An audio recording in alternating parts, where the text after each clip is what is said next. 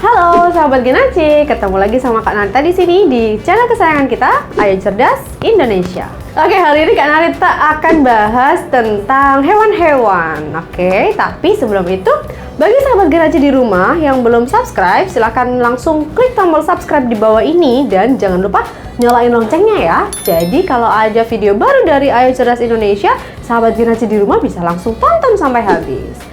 Oke, nah hari ini Kak Narita akan jelaskan materi penting mengenai hewan-hewan dan alat pernafasannya. Nah, ini penting banget ya, karena dari sekian banyak spesies, kadang kita juga belum paham atau kita juga lupa bahwa ada hewan-hewan yang bisa bernafas dengan paru-paru, kemudian dengan kulit, dengan insang, dan lain sebagainya. Sebelum kita masuk ke materi inti, Kak Narita akan jelaskan dulu tentang sistem pernapasan itu sendiri. Apa sih yang dimaksud dengan sistem pernapasan pada hewan? Ya, sistem pernapasan hewan adalah proses alamiah yang dilakukan oleh hewan menghirup oksigen yang gunanya untuk bertahan hidup. Jadi, sistem pernapasan ini penting banget karena kalau hewan-hewan sudah tidak bisa bernafas, sudah dipastikan bahwa hewan itu berarti sudah mati. Jadi, kita juga harus tahu nih ya tentang pernafasan dari hewan-hewan.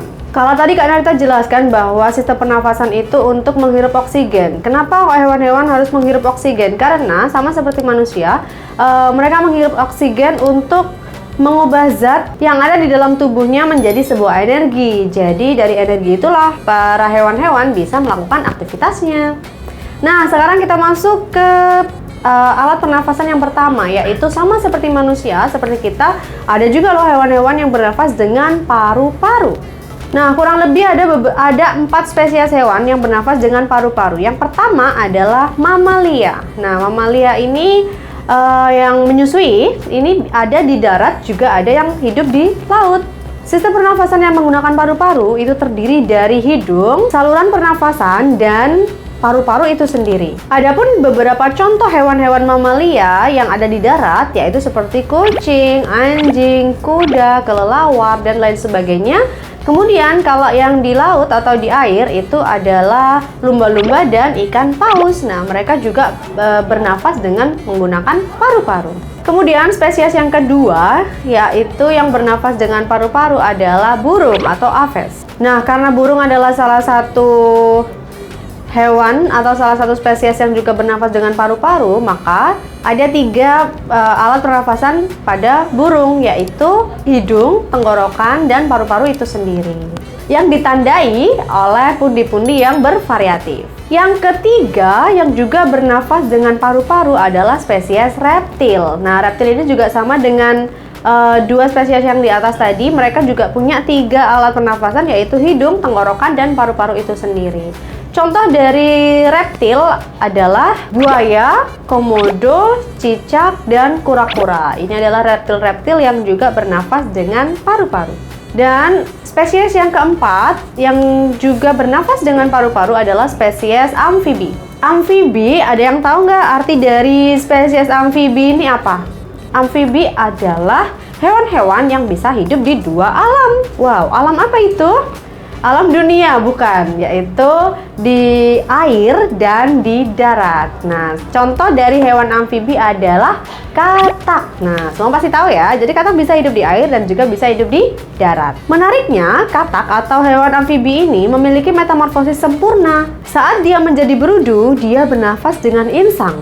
Tapi saat dia menjadi katak dewasa, dia bernafas dengan paru-paru sama seperti kita dan 3 spesies yang di atas tadi. Jadi itu adalah 4 spesies yang bernafas dengan paru-paru, yaitu mamalia, burung, reptil, dan amfibi. Next, yang kedua adalah alat pernafasan yang bernama insang. Nah, pasti sahabat Genaci di rumah udah tahu ya, siapa sih yang bernafas dengan insang? Ya, betul, yaitu spesies dari ikan. Bahkan hampir seluruh ikan, kecuali tadi lumba-lumba dan ikan paus, itu bernafasnya dengan insang. Dimana cara kerjanya adalah ikan-ikan mendapatkan oksigen dari air yang ditangkap oleh insang. Kemudian, sisa dari pernafasan oleh insang akan dikeluarkan bersamaan dengan air. Nah, poin pentingnya di sini adalah bahwa insang ini hanya bisa bekerja ketika ada di dalam air, sahabat Genaci.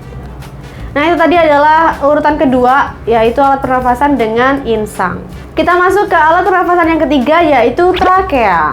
Ada yang sudah tahu apa itu trakea? Trakea ini adalah salah satu alat pernafasan yang khas banget atau yang khusus dimiliki oleh insekta atau serangga. Trakea itu sendiri adalah lubang halus yang ada pada tubuh serangga yang digunakan untuk mereka bernafas. Udara-udara tersebut akan masuk ke tubuh serangga melalui lubang-lubang halus tadi, sahabat Ginachi. Jadi, itu yang bisa membuat serangga bernafas seperti biasa. Contoh-contoh hewan serangga yang menggunakan trakeanya untuk bernafas yaitu nyamuk, belalang, kupu-kupu, dan lebah. Nah, itu adalah serangga-serangga yang bernafas dengan trakea. Next, yang keempat adalah alat pernafasan yang bernama paru-paru buku. Nah, ini berbeda ya dengan paru-paru yang pertama tadi. Kalau paru-paru buku ini terkhusus untuk hewan-hewan seperti laba-laba dan kalajengking aja, sahabat Ginachi. Nah, alat pernapasan paru-paru buku ini sangat berbeda dengan alat pernapasan yang dimiliki oleh hewan-hewan vertebrata. Nah, organ tersebut dinamai paru-paru buku karena sangat berbeda dengan alat pernapasan lainnya dan memiliki struktur yang mirip dengan buku-buku yang dilipat. Paru-paru buku merupakan organ yang terhubung dengan lubang kecil yang berada di bawah depan perut laba-laba dan kalajengking. Nah, di sini udara akan masuk melalui lubang-lubang kecil tersebut, sahabat Ginachi. Nah, ketika udara sudah masuk, maka ada pertukaran gas yang terjadi di dalamnya. Paru-paru buku ini berbentuk lipatan agar mempermudah bidang pertukaran gas antara hemolimfe atau darah antropoda dengan lingkungan sekitarnya. Seperti halnya alveolus pada vertebrata yang paru-paru. Setelah ditukarkan di paru-paru buku, hemolimfe beroksigen akan mengalir ke seluruh tubuh menggunakan pompa jantung untuk menyebarkan oksigen ke sel-sel tubuh lainnya. Nah, ini adalah cara kerja dan fungsi dari paru-paru buku yang hanya ada di spesies laba-laba dan kalajengking. Dan yang terakhir adalah alat pernafasan yang bernama kulit. Nah, ada loh hewan-hewan yang bernafas dengan menggunakan kulit.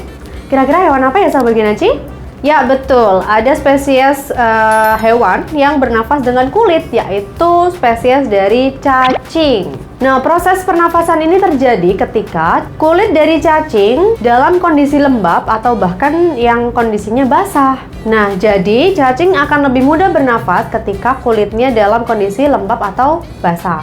Cacing ini adalah salah satu hewan yang terunik juga. Hanya cacing yang bernafas dengan menggunakan kulit. Nah, sahabat Ginachi, itu adalah 5 macam alat pernafasan yang wajib kita ketahui, yaitu paru-paru, insang, trakea, paru-paru buku, dan kulit. Nah, sekarang coba Kak Narita kasih tebakan ya. Silahkan tulis di komen, kira-kira hewan apa lagi yang bernafas dengan paru-paru. Silahkan tulis komen di bawah dan jangan lupa juga share juga ke teman-teman yang lainnya agar informasi ini bisa bermanfaat untuk banyak orang. Oke, sekian dulu video dari Kak Narita hari ini. Kita ketemu lagi di video-video selanjutnya. Bye!